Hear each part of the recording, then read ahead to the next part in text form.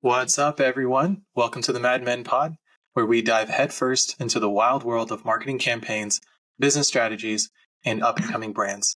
This is your king of caveats, Samir. Yep, it's just me today. This episode is for our documentary junkies and our bookworms and our superfans out there. That's right, it's our deep dive for the week. Cue the music. Men go mad. He's gone mad. MadMen. You're mad. The man's mad. MadMen. I'm mad.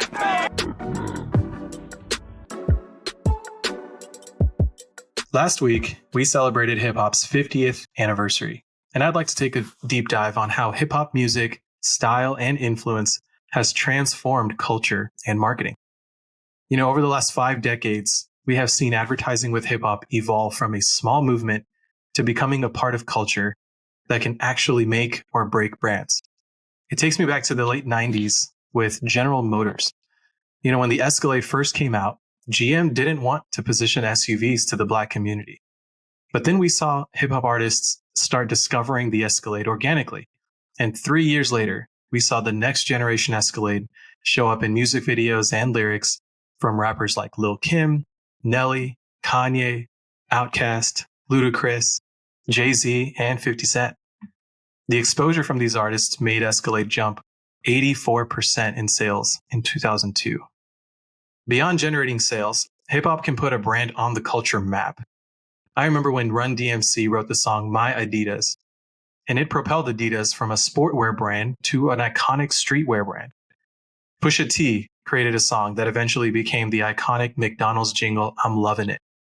Then Sprite featured an ad with Curtis Blow, the first time a national TV ad to feature a rapper, and eventually led to the iconic Obey Your Thirst line that is still Sprite's tagline after 25 years.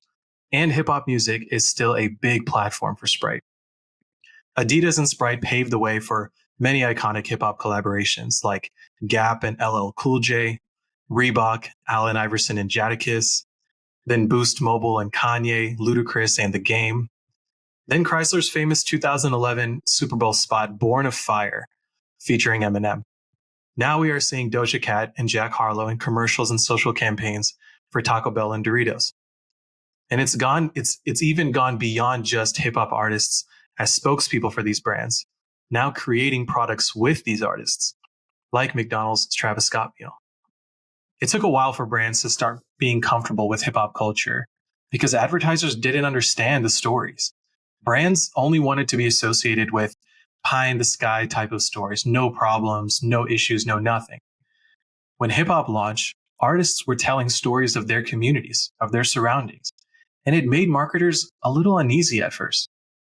Brands learned that it's not just about inserting themselves in music videos or sampling a song hoping that it resonates.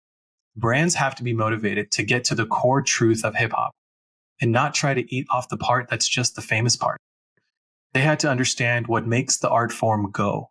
Who are the people who have driven it? And what are the attributes in their art form that makes it so special? If brands don't understand what drives hip-hop, they are just going to end up borrowing pieces of the culture and deal with the consequences that come with inauthenticity.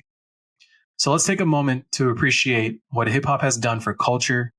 Let's appreciate the brands that took the time, energy, and money to understand it on a deeper level and continue to push hip-hop culture forward. That's been your deep dive this week. This is Samir, Men signing off. go mad. He's gone mad. MadMen. You're mad. The man's mad.